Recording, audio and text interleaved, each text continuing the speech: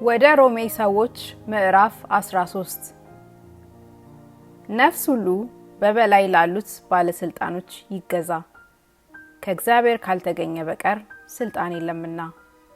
ያሉትም ባለስልጣኖች በእግዚአብሔር የተሾሙ ናቸው። ስለዚህ ባለስልጣንን የሚቃወም የእግዚአብሔርን ሥርዓት ይቃወማል።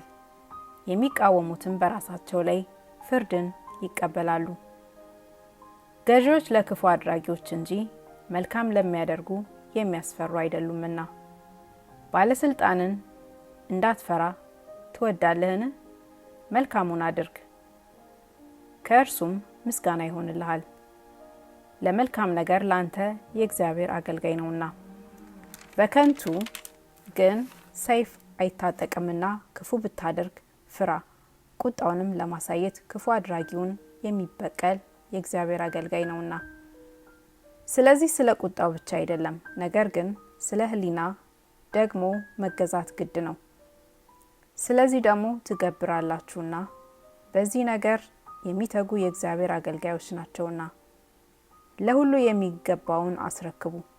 ግብር ለሚገባው ግብርን ቁረጥ፣ ለሚገባው ቀረጥን፣ መፍራት ለሚገባው መፍራትን፣ ክብር ለሚገባው ክብርን ስጡ።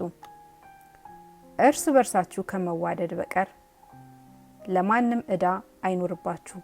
ሌላውን የሚወድ ሕግን ፈጽሞታልና። አታመንዝር፣ አትግደል፣ አትስረቅ፣ በውሸት አትመስክር፣ አትመኝ የሚለው ከላይቱ ትእዛዝ ሁሉ ጋር በዚህ ባልንጀራህን እንደ ነፍስህ ውደድ በሚለው ቃል ተጠቅልሏል። ፍቅር ለባልንጀራው ክፉ አያደርግም። ስለዚህ ፍቅር የሕግ ፍጻሜ ነው። ከእንቅልፍ የምትነሱበት ሰዓት አሁን እንደደረሰ ዘመኑን እወቁ።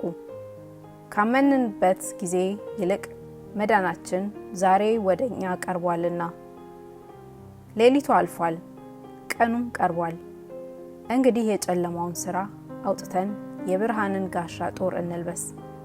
በቀን እንደምንሆን በአግባብ እንመላለስ። በዘፈንና በስካር አይሁን፣ በዝሙትና በመዳራት አይሁን፣ በክርክርና በቅናት አይሁን።